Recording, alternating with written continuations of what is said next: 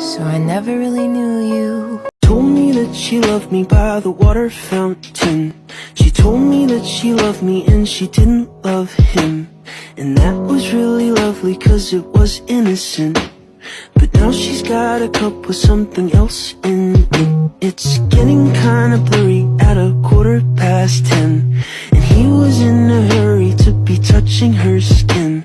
She's feeling kinda dirty when she's dancing with him, forgetting what she told me by the water fountain. Now he's grabbing her hips and pulling her in, kissing her lips and whispering in her ear. And she knows that she shouldn't listen, and that she should be with me by the water fountain. She couldn't be at home in the nighttime because it made her feel alone, but at that time she was too young.